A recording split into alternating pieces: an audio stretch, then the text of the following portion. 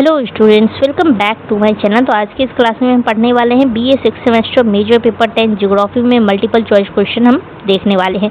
तो यूनिट 1 से लेकर के यूनिट 4 तक जितना भी यूनिट आपके सिलेबस में दिया गया है उतना हम पूरा कंप्लीट करने वाले हैं इस वीडियो में। और इसके अलावा एक वीडियो और आएगा जिसमें आपको most important multiple choice question करवाया जाएगा, जो कि काफ़ी इंपॉर्टेंट रहने वाला है।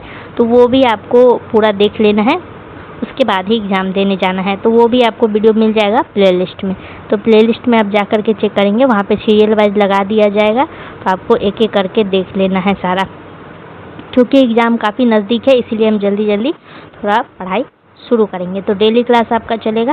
तो चलिए हम क्लास को स्टार्ट करते हैं। बाकी कोई भी दिक्कत हो तो कमेंट में बता देना है। कभी कभी क्या होता है कि ऑप्शन में या फिर क्वेश्चन में मिस्टेक हो जाता है, तो वो आपको कमेंट सेक्शन में सही कर दिया जाएगा। वहाँ पे डाल दिया जाएगा कि कौन से क्वेश्चन में गलत है या फिर ऑप्शन में गलत है। बाकी आपको भी पता चले तो कमेंट में बता देना है। इसके अलावा कोई भी दिक्कत हो तो बता देना है, और चैनल को सब्सक्राइब कर लेना है, दोस्तों के साथ शेयर कर देना है, और टेलीग्राम चैनल पे जाकर के ज्वाइन हो जाना है, क्योंकि वहाँ पे आपको PDF मिल जाएगा। तो चलिए हम क्लास को स्टार्ट करते हैं।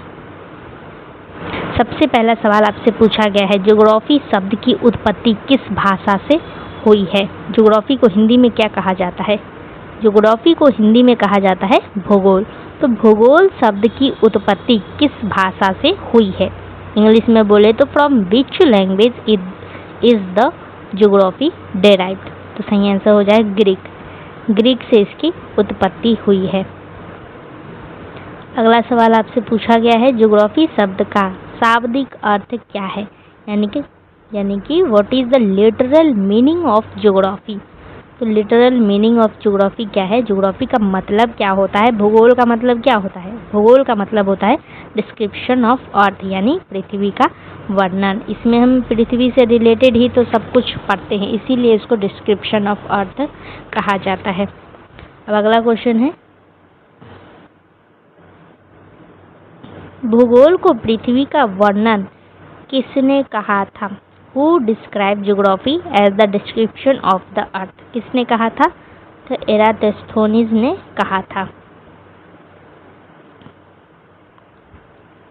अगला सवाल है कि आधुनिक भूगोल का जनक किसे माना जाता है? Who is regarded as the father of modern geography? तो फादर ऑफ मॉडर्न ज्योग्राफी इनको कहा जाता है। Option number D, Alexander von Humboldt.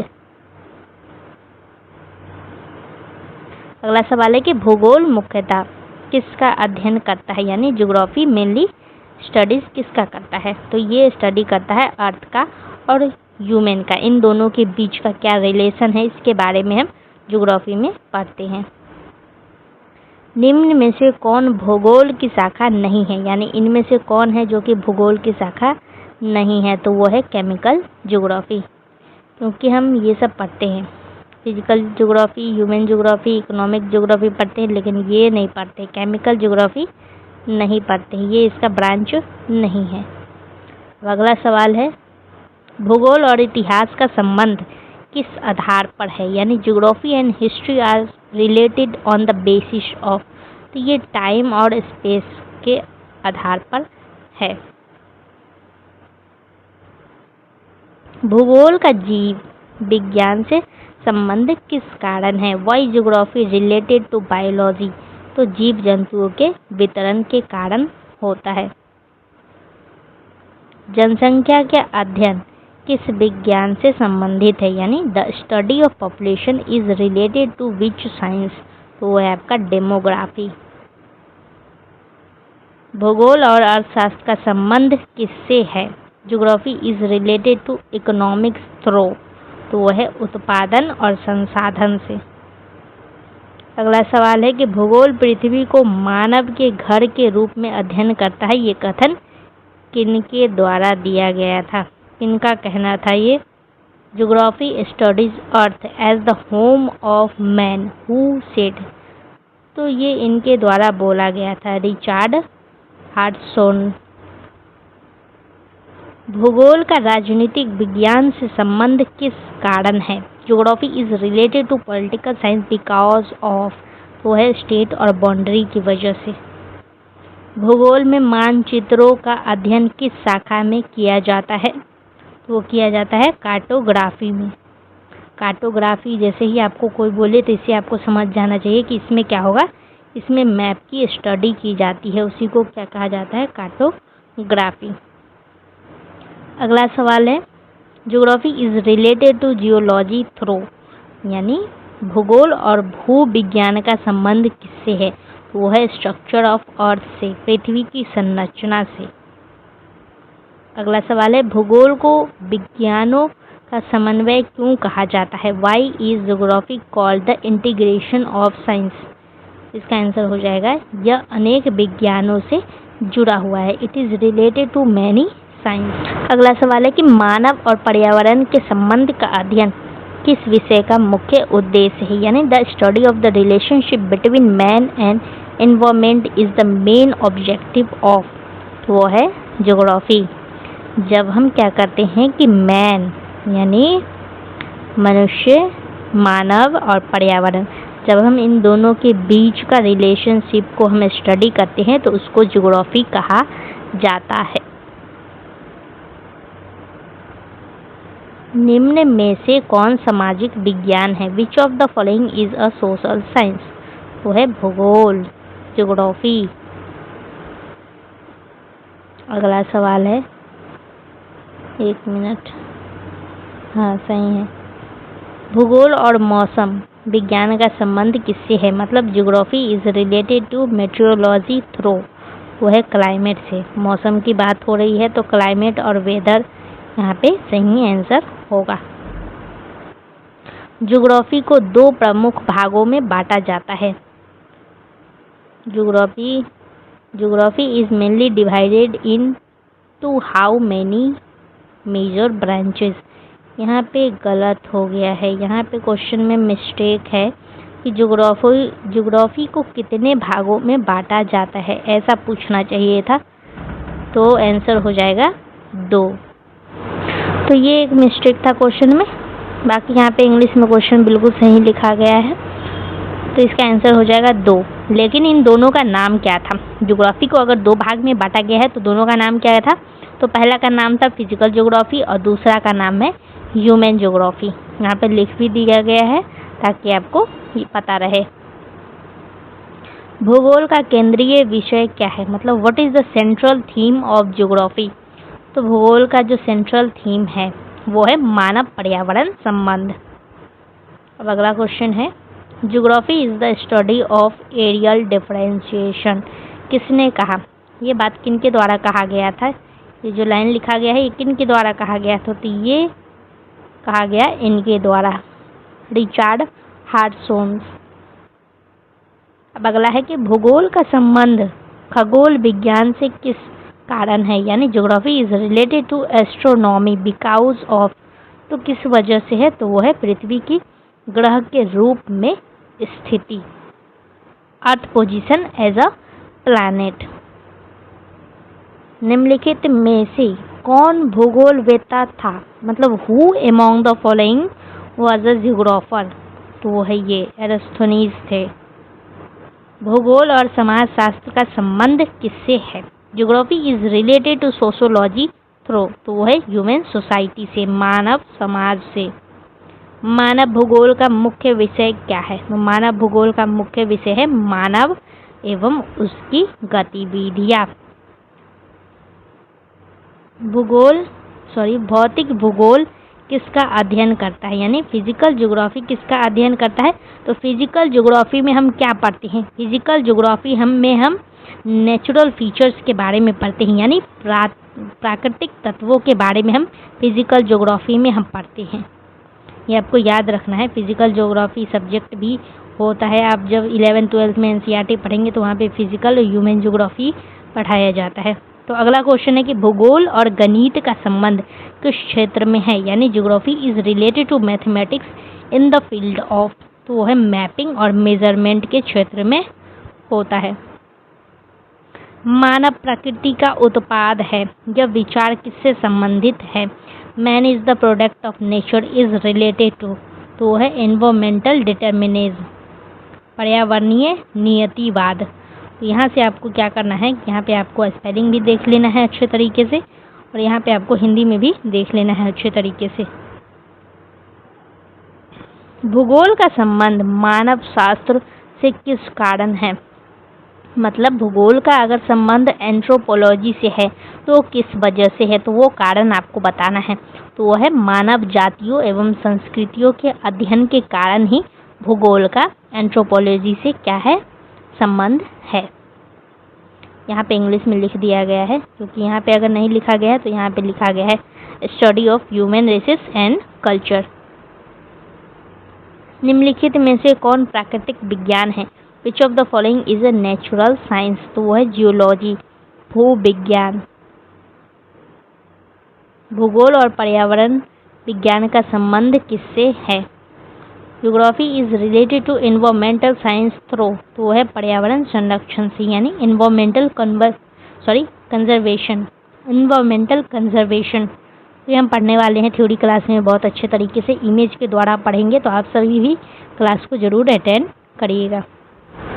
तो अगला सवाल पूछा गया कि भूगोल को किस प्रकार का विज्ञान माना जाता है? तो भूगोल को नेचुरल और सोशल साइंस दोनों प्रकार का विज्ञान माना जाता है। अगला सवाल है कि ज्योग्राफी शब्द में जियो का अर्थ क्या है? What does Jio means in geography? आपको यहाँ पर ध्यान देना होगा, क्योंकि ये क्वेश्चन ना काफ़ी इम्पॉर्टेंट है। कंपटीशन की अगर कोई स्टूडेंट तैयारी करते हैं तो उनके लिए भी है, इम्पॉर्टेंट है, और बाकी जो बीए की तैयारी कर रहे हैं उनके लिए सब्जेक्टिव ऑब्जेक्टिव दोनों में ये क्वेश्चन पूछा जाता है। तो आपको ये याद कर लेना है। जियो यहाँ पे लिखा गया है और यहाँ पे ग्राफी लिखा गया है, तो जियो का भी मतलब होता है और ग्राफी का भी मतलब होता है। तो यहाँ पे आपसे सिर्फ पूछा गया है जियो का यहाँ पे क्या मतलब है। बाकी हम आपको थ्योरी क्लास में बताएंगे कि जियो का क्या मतलब होता है और ग्राफी का क्या मतलब होता है अलग से। तो यहाँ पे जियो का मतलब होता है पृथ्वी, अर्थ। अगला यहाँ पे दिया गया है ग्राफी का मतलब, देख लीजिए यहाँ क्वेश्चन में पूछा गया है ना ग्राफी का क्या मतलब है, बताओ कि ग्राफी का क्या मतलब। जियो का मतलब तो अर्थ हो गया, लेकिन ग्राफी का क्या मतलब है? तो ग्राफी का मतलब है डिस्क्रिप्शन, यानी वर्णन। इसका मतलब हो गया अर्थ और इसका मतलब हो गया डिस्क्रिप्शन, यानी पृथ्वी का वर्णन। अब अगला सवाल है कि भूगोल और इतिहास के संबंध को किस कथन से समझाया जाता है? यानी which statement explain the relation between geography and history? इसका सही आंसर हो जाएगा इतिहास समय में है लेकिन भूगोल स्थान में है। इतिहास क्या है? समय में है, लेकिन भूगोल क्या है? वो है स्थान में। Option number A. अगला सवाल है कि निम्नलिखित में से कौन मानव भूगोल की शाखा है? यानी विच of the following is a branch of human geography? तो वो है आर्थिक भूगोल, इकोनॉमिक ज्योग्राफी। अगला सवाल पूछा गया है कि जलवायु विज्ञान, जिसको इंग्लिश में कहा जाता है क्लाइमेटोलॉजी, ये किसकी शाखा है? तो ये है आपका फिजिकल ज्योग्राफी का शाखा, यानी ब्रांच है। भूगोल और अर्थशास्त्र का संयुक्त अध्ययन किससे संबंधित है? यानी combined study of geography and economics is related to. तो ये है आपका रिसोर्स और प्रोडक्शन से रिलेटेड होता है, यानी संसाधनों और उत्पादन से संबंधित अध्ययन होता है। तो अगला सवाल पूछा गया है कि भूगोल का प्रमुख अध्ययन क्षेत्र क्या है? यानी what is the main field of study in geography? तो मेन फील्ड क्या हो जाता है? वो हो जाता है आपका पृथ्वी की सतह। अगला सवाल है कि भूगोल में क्षेत्रीय अध्ययन यानी रीजनल स्टडी का उद्देश्य क्या है? तो रीजनल स्टडी का जो उद्देश्य होता है वो होता है किसी क्षेत्र की विशेषताओं का अध्ययन करना, यानी the study of characteristic of a region. अब हम बढ़ते हैं यूनिट 2 की तरफ। यूनिट 1 में जितना भी मल्टीपल चॉइस क्वेश्चन था वो पूरा हो चुका है। अब आपको क्या करना है कि आपको वो जो अगला जो करवाया जाएगा मल्टीपल चॉइस क्वेश्चन उसको अटेंड कर लेना है। वो एग्ज़ाम से पहले करवा दिया जाएगा। फ़िलहाल तो आपको सब्जेक्टिव पढ़ाना बहुत ही ज़्यादा ज़रूरी है, नहीं तो काफ़ी टाइम आपका लॉस हो जाएगा। तो अब हम पढ़ते हैं यूनिट 2 की तरफ। यूनिट 1 हो चुका है ऑलरेडी, तो यूनिट 2 हम पढ़ते हैं। तो इसमें क्वेश्चन पूछा गया है एराटोस्थेनीज को किस नाम से जाना जाता है? तो इनको जाना जाता है फादर ऑफ ज्योग्राफी के नाम से जाना जाता है, भूगोल का जनक। ज्योग्राफी शब्द का प्रथम प्रयोग किसने किया था? Who first use the term geography, तो वो है एरास्थोनीज। पृथ्वी और परिधि का सबसे पहले अनुमान किसने लगाया था? Who first calculated the circumference of the earth? तो वो है एरास्थोनीज। अगला सवाल है, पिटोलेमी की प्रसिद्ध पुस्तक कौन सी है? Which is the famous book of Ptolemy? Ptolemy है, यहाँ पे पी नहीं होगा, पी साइलेंट हो जाता है, टोलेमी। तो उस पुस्तक का नाम है ज्योग्राफिया। अक्षांश एवं देशांतर प्रणाली के विकास में किसका योगदान था? मतलब who contributed to the development of latitude और लॉन्गिट्यूड सिस्टम? तो वो है आपका टोलेमी, ऑप्शन नंबर सी। अगला सवाल पूछा गया कि स्ट्रैबो किस देश का भूगोलवेत्ता था? यानी Strabo was a geographer of which country? तो ये थे ग्रीस के, यानी यूनान। अब अगला, स्ट्रैबो की प्रसिद्ध पुस्तक का नाम क्या था? तो इनकी प्रसिद्ध पुस्तक का नाम था ज्योग्राफिका। ये आपको याद करना है, स्पेलिंग में अंतर है, वहाँ पे ज्योग्राफिया था, यहाँ पे ज्योग्राफिका है। अगला सवाल, अल इदरीसी किसके लिए प्रसिद्ध है? तो ये प्रसिद्ध है आपका मैप मेकिंग के लिए, यानी मानचित्र निर्माण के लिए ये प्रसिद्ध। तो अगला क्वेश्चन है कि अल इदरीसी किस काल के प्रसिद्ध अरब भूगोलवेत्ता थे? यानी al Idrisi was a famous Arab geographer of which period? तो वो मेडाइवल पीरियड के थे, यानी मध्यकाल के जियोग्राफर थे। अल मसूदी को किस नाम से जाना जाता था? तो इनको जाना जाता था हेरोडोटस ऑफ द अरब, यानी अरबों का हेरोडोटस। अगला सवाल है, अलेक्जेंडर वॉन हम्बोल्ट किस देश के थे? तो ये थे जर्मनी। अगला सवाल है कि who is called the father of modern geography? आधुनिक भूगोल का जनक किसे कहा जाता है? तो वो कहा जाता है इनको, हम्बोल्ट को। हम्बोल्ट की प्रसिद्ध पुस्तक कौन सी है? तो प्रसिद्ध पुस्तक इनकी है कॉस्मोस।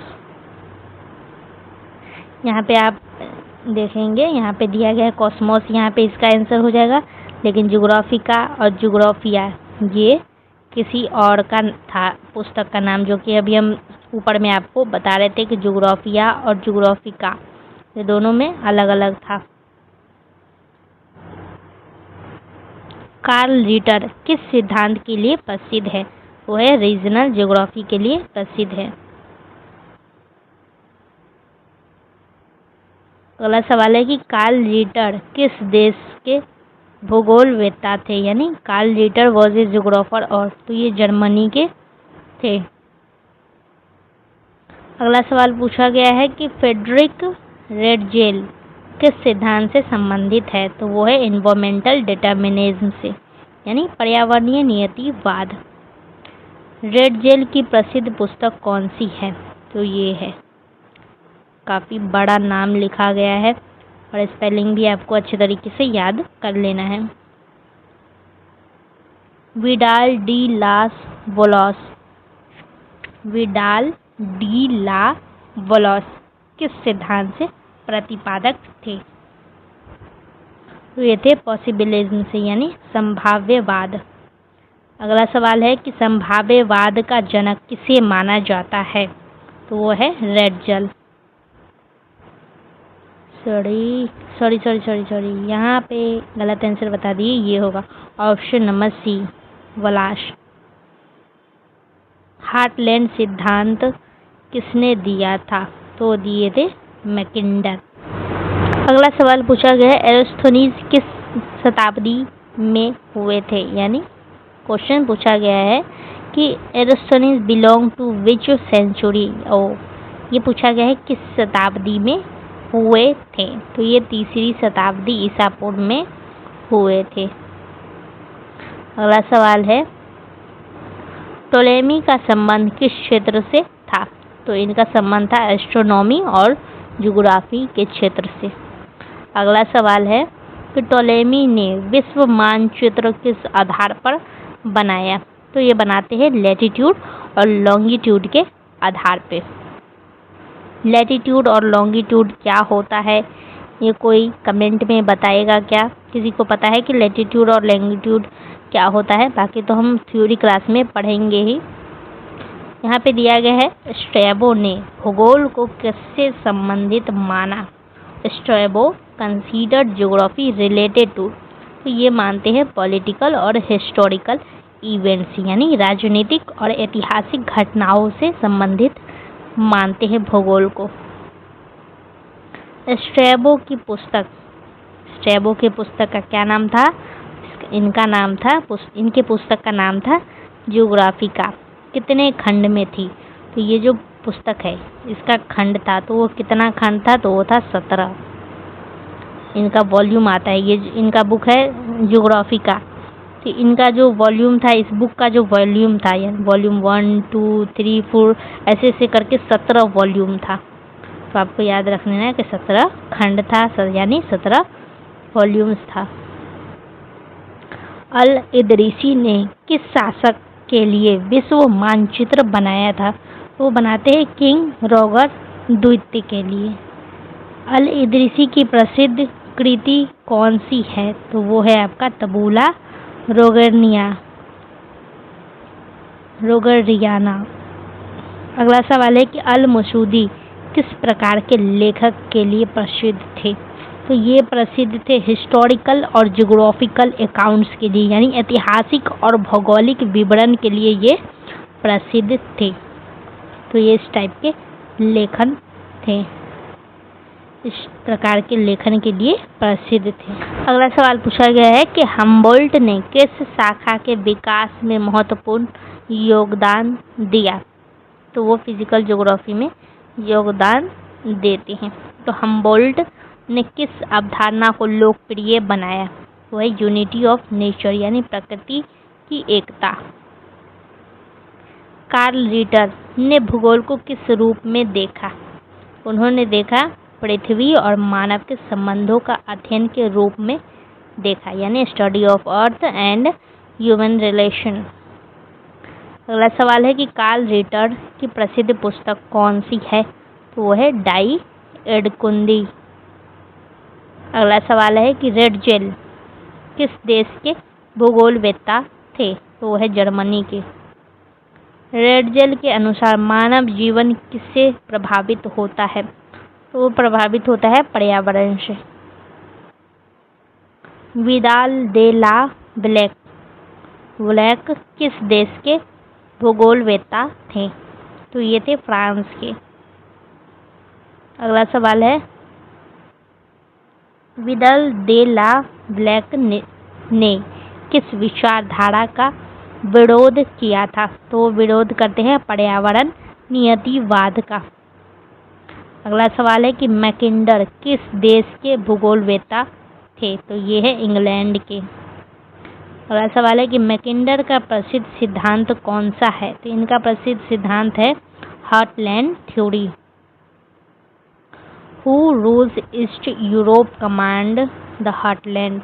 ये जो कथन लिखा गया, ये जो बात यहाँ पे लिखा गया है, ये किनका कथन था? तो ये मैकिंडर का कथन था। निम्नलिखित में से कौन सा सही सुमेलित है, यानी कौन सा सही मैच खाता है? यहाँ लिखा गया है हम्बोल्ट और इनकी पुस्तक का नाम है कॉस्मोस। ये बिल्कुल सही है। रेडजेल का हार्टलैंड थ्योरी ये नहीं है, ये भी नहीं है, ऐसा कुछ नहीं है, तो ये हो जाएगा कॉस्मोस। तो यूनिट 2 कंप्लीट हो चुका है। अब हम बढ़ते हैं यूनिट 3 की तरफ। यूनिट 3 में पूछा गया सबसे पहले डुअलिज्म से भूगोल की द्वैतवाद का अर्थ क्या होता है? भूगोल में डुअलिज्म का क्या मतलब होता है? तो डुअलिज्म का मतलब होता है दो विपरीत विचारधाराओं या दृष्टिकोण का अस्तित्व, यानी existence of two opposite approaches या व्यू पॉइंट। तो यहाँ से यहाँ हो गया हिंदी में और यहाँ से यहाँ हो गया इंग्लिश में। अगला क्वेश्चन है भौतिक भूगोल किसका अध्ययन करता है? फिजिकल ज्योग्राफी में हम क्या पढ़ते हैं? तो इसमें हम पढ़ते हैं नेचुरल इन्वायरमेंट के बारे में, यानी प्राकृतिक पर्यावरण के बारे में हम पढ़ते हैं। मानव भूगोल यानी ह्यूमन ज्योग्राफी में हम किसके बारे में पढ़ते हैं? तो ह्यूमन ज्योग्राफी में हम पढ़ते हैं मानव से रिलेटेड उनकी एक्टिविटीज़ के बारे में हम पढ़ते हैं, यानी मानव और उसकी गतिविधि के बारे में हम ह्यूमन ज्योग्राफी में पढ़ते हैं। नियतिवाद के अनुसार मानव जीवन किससे नियंत्रित होता है? तो नियतिवाद के अनुसार मानव जीवन जो नियंत्रित होता है वो होता है पर्यावरण से। यहाँ पे लिखा गया है पर्यावरण और बीच में ऐसे डैश होगा, ऐसे स्लैश होगा और उसके बाद ये इन्वायरमेंट होगा। दोनों एक साथ नहीं होगा, इंग्लिश वाले बच्चे इंग्लिश में पढ़ेंगे, हिंदी वाले हिंदी में पढ़ेंगे। नियतिवाद के प्रमुख समर्थक कौन थे? तो वो थे फ्रेडरिक रेटजल। मनुष्य पर्यावरण की उपज है, ये कथन किस विचारधारा से संबंधित है? तो यह नियतिवाद से। डिटर्मिनिज्म, संभाव्यवाद के जनक कौन है? तो इनके जो जनक है वो है ये विडाल डी ला ब्लाश। संभाव्यवाद के अनुसार पर्यावरण का क्या प्रदान करता है? संभाव्यवाद के अनुसार पर्यावरण क्या प्रदान करता है? तो पर्यावरण प्रदान करता है संभावनाएं। ऑर्डर नहीं देता है, कंट्रोल नहीं करता है, रिस्ट्रिक्शन भी नहीं लगाता है, बल्कि ये संभावनाएं प्रदान करता है। नेचर प्रोपोजेज मैन डिस्पोजेज किस विचारधारा का मूल सिद्धांत है? तो ये जो बात लिखा गया है ये किस विचारधारा का सिद्धांत है? तो यह है पॉसिबिलिज्म का, यानी संभाव्यवाद। अगला सवाल पूछा गया है नौ नियतिवाद के प्रतिपादक कौन थे? यानी नियो डिटर्मिनिज्म की यहाँ पे बात की जा रही है। तो इनके जो प्रतिपादक थे वो थे ग्रिफिथ टेलर। नौ नियतिवाद को और किस नाम से जाना जाता है? किसको जाना जाता है? स्टॉप एंड गो डिटर्मिनिज्म के नाम से भी जाना जाता है। आपको भी याद कर लेना है अच्छे तरीके से। बाकी वीडियो के अंत में आपको बताया जाएगा कि आपका क्लास इतना लेट से क्यों अपलोड हो रहा है, तुरंत क्लास क्यों नहीं लिया जा रहा है, डेली क्यों नहीं लिया जा रहा है। तो कुछ कारण की वजह से नहीं ले पा रहे हैं, वो वीडियो के अंत में हम आपको बताएंगे। फिलहाल तो हम आपको पढ़ाते हैं। According to new determinism development should be, यानी नौ नियतिवाद के अनुसार विकास कैसा होना चाहिए? आप भी बताओ कमेंट में कि कैसा होना चाहिए। तो वो होना चाहिए आपका पर्यावरणीय सीमाओं के भीतर, यानी with in environmental limits. Environmental limits को क्रॉस नहीं करना है, इसके लिमिट के अंदर ही डेवलपमेंट करना है। अगला सवाल है सिस्टमैटिक ज्योग्राफी किसका अध्ययन करता है? यानी व्यवस्थित भूगोल किसका अध्ययन करता है? तो ये स्टडी करता है किसी विशेष विषय का अध्ययन करता है, यानी study of a specific theme. किसी विशेष विषय का अध्ययन करना ही सिस्टमैटिक ज्योग्राफी कहलाता है। निम्नलिखित में से कौन व्यवस्थित भूगोल का उदाहरण है? तो अब आपको उदाहरण भी यहाँ पे देखना है कि कौन सा होगा इसमें। वो है जलवायु विज्ञान, क्लाइमेटोलॉजी। अगला सवाल है कि क्षेत्रीय भूगोल यानी रीजनल ज्योग्राफी किसका अध्ययन करता है? तो ये अध्ययन करता है आपका किसी क्षेत्र का समग्र अध्ययन करता है। अगला है रीजनल ज्योग्राफी का उदाहरण आपको यहाँ पे बताना है, इसमें से हो जाएगा वो ज्योग्राफी ऑफ इंडिया। अगला सवाल है कि व्यवस्थित भूगोल के विकास में किसका योगदान महत्वपूर्ण है? तो वो है अलेक्जेंडर वॉन हम्बोल्ट का। रीजनल ज्योग्राफी के विकास में किसका योगदान महत्वपूर्ण है? तो वो है कार्ल रीटर का। अगला सवाल कि निम्नलिखित में से कौन सा सही सुमेलित है? तो आपको बताना है कौन सा इसमें सही होगा। वो हो जाएगा रेटजेल और नियतिवाद, रेटजेल डिटर्मिनिज्म। ये इंग्लिश में हो गया, ये हिंदी में हो गया। Option number A. अगला सवाल है which is a major example of dualism in geography, यानी भूगोल में द्वैतवाद का एक प्रमुख उदाहरण कौन सा है? वो है भौतिक भूगोल और मानव भूगोल। Physical geography versus human geography, ये है डुअलिज्म। डुअलिज्म यानी द्वैतवाद। द्वैतवाद का मतलब यानी दो चीज होगा इसमें। अब क्वेश्चन पूछा गया है, भौतिक भूगोल और मानव भूगोल के बीच का क्या अंतर होता है? इनमें क्या अंतर होता है ये आपको बताना है।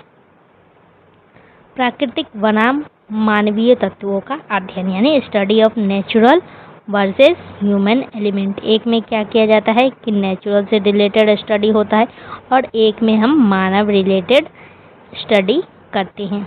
ह्यूमन ज्योग्राफी में हम ह्यूमन और उसके एक्टिविटीज़ के बारे में पढ़ते हैं और फिजिकल ज्योग्राफी में हम नेचुरल चीज़ों के बारे में पढ़ते हैं, नेचर के बारे में पढ़ते हैं।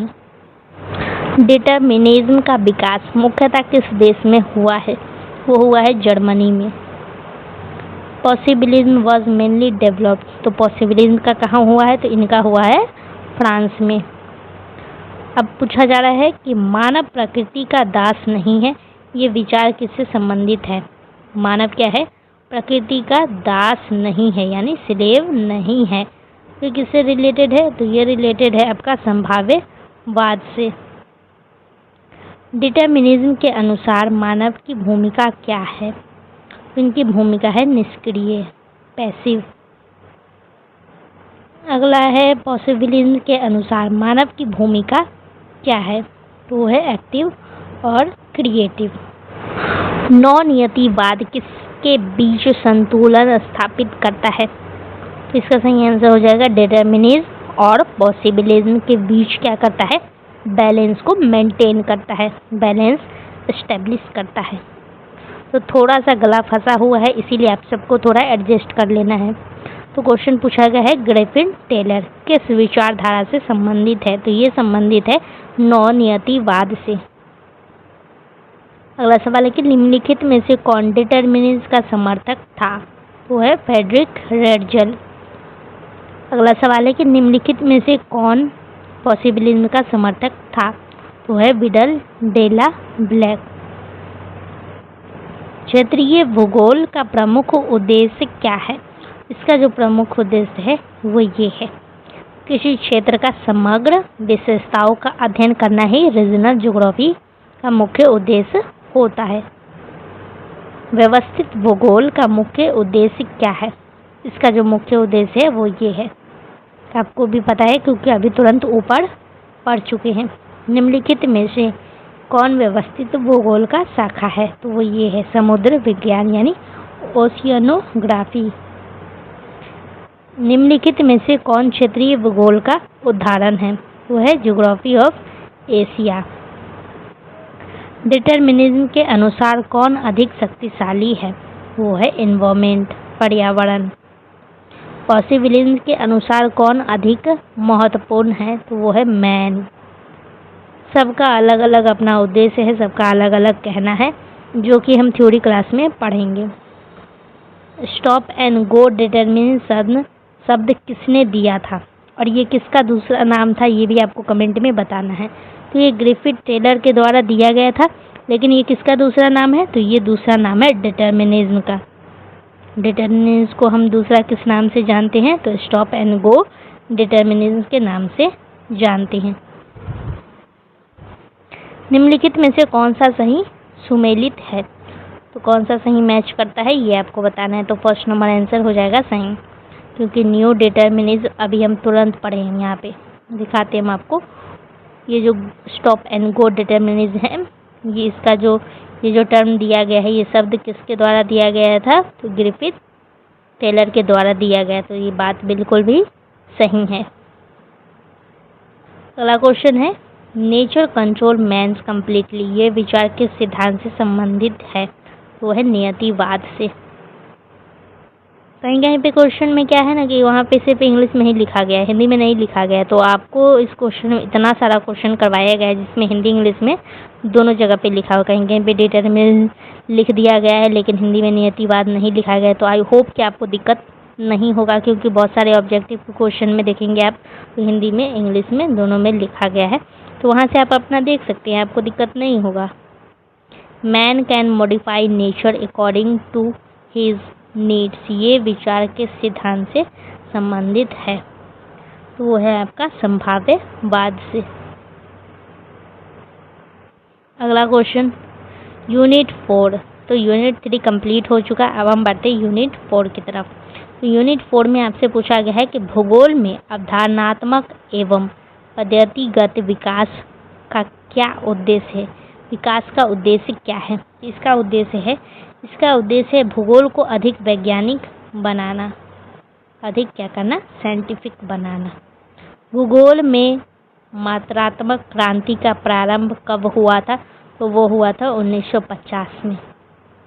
यहाँ पे जो है यहाँ पे ऐसे ऐसे स्लैश लगेगा जो कि छूट चुका है। तो क्वांटिटेटिव रेवोल्यूशन का मुख्य आधार क्या था?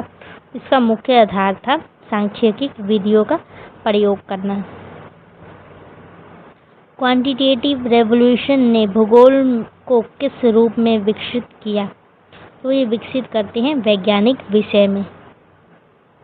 अगला सवाल क्वांटिटेटिव रेवोल्यूशन में किसका अधिक उपयोग हुआ? तो उपयोग हुआ इसमें मैथमेटिक्स का और स्टैटिक का अधिक उपयोग किया गया था। अगला सवाल कि निम्नलिखित में से कौन क्वांटिटेटिव रेवोल्यूशन से संबंधित है? तो वो है आपका स्टैटिकल एनालिसिस यानी सांख्यिकी विश्लेषण। तो यहाँ पे लिखा गया है क्वांटिटेटिव रेवोल्यूशन। बहुत जगह क्वेश्चन में हम आपको पढ़ा चुके हैं क्वांटिटेटिव रेवोल्यूशन। तो इसको हिंदी में कहा जाता है मात्रात्मक क्रांति। अगला सवाल बिहेवियर ज्योग्राफी का विकास कब हुआ? तो यहाँ पे देख लीजिए, यहाँ हिंदी में यहाँ पे इंग्लिश में लिखा गया है और यहाँ पे हिंदी में इसका मतलब लिख दिया गया है। मतलब बिहेवियर ज्योग्राफी को हिंदी में कहा जाता है व्यवहारवादी भूगोल। तो व्यवहारवादी भूगोल का विकास कब हुआ था? तो ये हुआ था 1960 में। बिहेवियर ज्योग्राफी किस पर बल देता है? तो ये बल देता है मानव व्यवहार और निर्णय प्रक्रिया पर। अगला सवाल कि बिहेवियर ज्योग्राफी में अध्ययन का केंद्र कौन है? वो है ह्यूमन बीइंग यानी मानव है।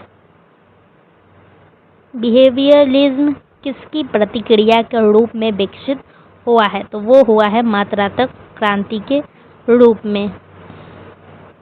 अगला सवाल पूछा गया कि अप्लाइड ज्योग्राफी का मुख्य उद्देश्य क्या है, यानी अनुप्रयुक्त भूगोल का मुख्य उद्देश्य क्या है? इसका मुख्य उद्देश्य होता है कि व्यवहारिक समस्याओं का समाधान करना। अप्लाइड ज्योग्राफी का उपयोग किस क्षेत्र में होता है? तो इसका उपयोग होता है रीजनल प्लानिंग में यानी रीजनल नियोजन में। अगला सवाल पूछा गया है अप्लाइड ज्योग्राफी का संबंध किससे है? तो इसका संबंध है वास्तविक जीवन की समस्याओं से। अगला सवाल क्वांटिटेटिव रेवोल्यूशन का प्रमुख लक्ष्य क्या था? तो इनका लक्ष्य था कि भूगोल में वस्तुनिष्ठता लाना। बिहेवियर ज्योग्राफी किस प्रकार के निर्णय का अध्ययन करता है? तो ये अध्ययन करता है मानव निर्णय का। अगला सवाल है कि क्वांटिटेटिव रेवोल्यूशन में किसका प्रयोग नहीं किया जाता है? तो पौराणिक कथाओं का प्रयोग नहीं किया जाता है। अप्लाइड ज्योग्राफी किसे अधिक महत्व देता है? तो ये अधिक महत्व देता है समस्या समाधान को। बिहेवियर ज्योग्राफी में कौन सा शब्द सबसे महत्वपूर्ण है? तो सबसे महत्वपूर्ण है ये धारणा, परसेप्शन।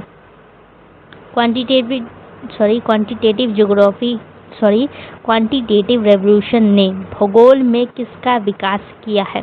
वो है मॉडल्स और थ्योरीज का।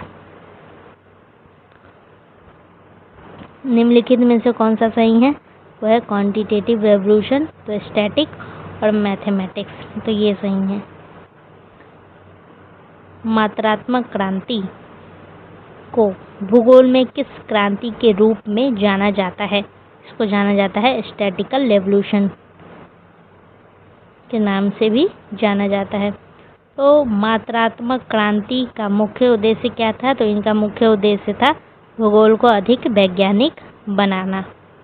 क्वांटिटेटिव ज्योग्राफी का उपकरण क्या है?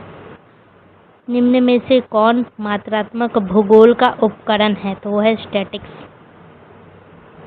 बिहेवियर ज्योग्राफी में किस पर विशेष ध्यान दिया जाता है? तो मानव की धारणा और व्यवहार पर ध्यान दिया जाता है। बिहेवियर ज्योग्राफी का मुख्य अध्ययन विषय क्या है? तो वो है आपका मानव का निर्णय व्यवहार। अप्लाइड ज्योग्राफी का उपयोग किसके लिए किया जाता है? इसका उपयोग किया जाता है वास्तविक समस्याओं के समाधान के लिए। अप्लाइड ज्योग्राफी का संबंध किससे नहीं है? तो वो है पौराणिक कथाओं पे ध्यान नहीं दिया जाता है इसमें।